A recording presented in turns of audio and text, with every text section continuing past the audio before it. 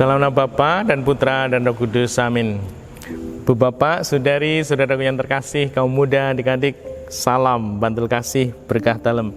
Kembali kita berjumpa dalam renungan harian hari ini Minggu 28 Maret 2021, Minggu Palma. Kita akan mengambil dari Injil Markus bab 14 ayat 1 sampai 15, dilanjutkan bab 47. Setelah Yesus diperiksa oleh Mahkamah Agama, pagi-pagi benar imam-imam kepala bersama tua-tua dan para ahli Taurat serta seluruh Mahkamah Agama sudah bulat mufakat bahwa Yesus harus dihukum mati. Mereka membelenggu Yesus lalu membawa dia dan menyerahkannya kepada Pilatus. Pilatus bertanya kepada Yesus, "Engkaukah raja orang Yahudi?" Jawab Yesus, "Engkau sendiri mengatakannya." Lalu imam-imam kepala mengajukan banyak tuduhan terhadap Yesus. Pilatus bertanya kepadanya, "Tidakkah engkau memberi jawab? Lihatlah betapa banyak tuduhan mereka terhadap engkau." Tetapi Yesus sama sekali tidak menjawab, sehingga Pilatus merasa heran.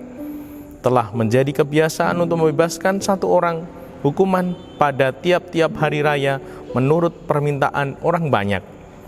Pada waktu itu ada seorang yang bernama Barnabas yang sedang dipenjarakan bersama beberapa orang pemberontak lainnya. Mereka telah melakukan pembunuhan dalam suatu pemberontakan. Maka datanglah orang banyak dan meminta supaya kebiasaan itu diikuti juga. Pilatus memang menjawab mereka dan bertanya, "Apakah kamu menghendaki supaya kubebaskan raja orang Yahudi ini?" Pilatus mengetahui bahwa imam-imam kepala telah menyerahkan Yesus karena dengki. Tetapi imam-imam kepala menghasut orang banyak supaya meminta Barabaslah yang dibebaskan bagi mereka.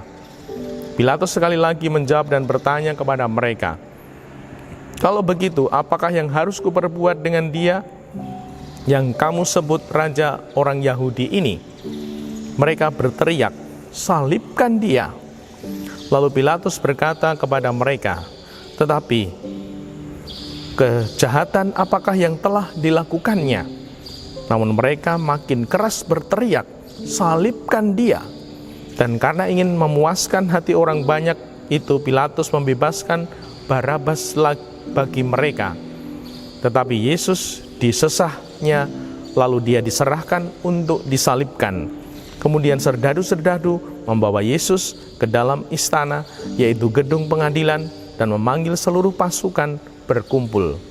Mereka mengenakan jubah ungu kepada Yesus, menganyamnya mahkota duri, dan menaruhnya di atas kepala Yesus.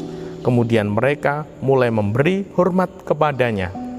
Katanya, "Salam, hai Raja orang Yahudi."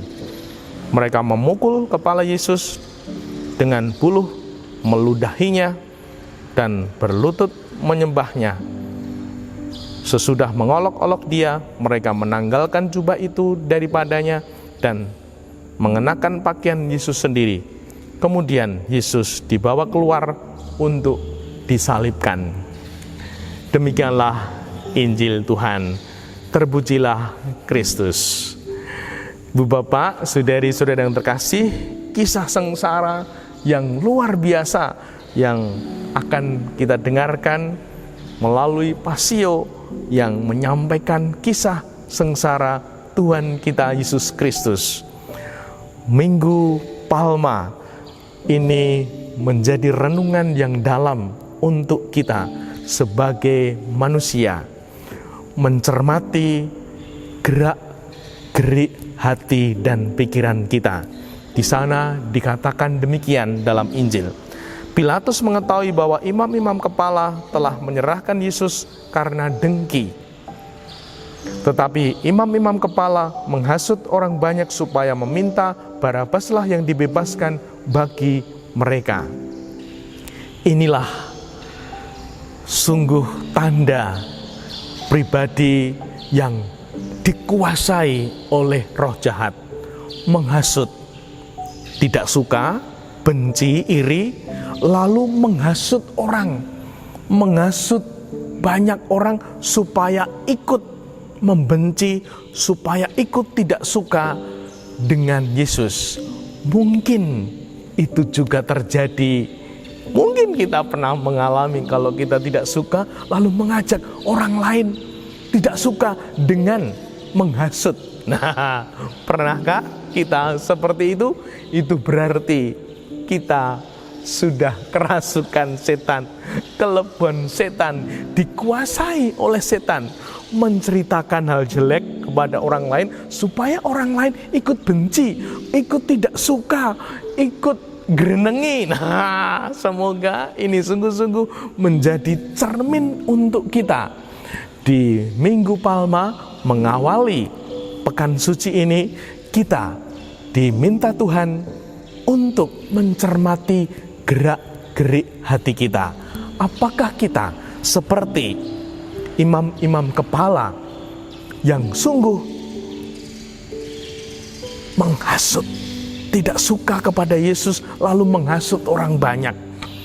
Kalau kita sampai seperti itu, mari kita sadar, kita kelebon setan, kita kerasukan setan. Semoga kita cepat sadar sehingga kita boleh kembali mengalami Tuhan yang maha baik, sehingga menceritakan hal-hal baik dari saudara, dari keluarga, dari sahabat-sahabat kita, sehingga kita menjadi pribadi yang sungguh menjalankan kasih Allah. Dimuliakanlah Tuhan kini dan sepanjang masa. Salam bantul kasih, berkah dalam nama Bapa, Putra, dan Roh Kudus. Amin.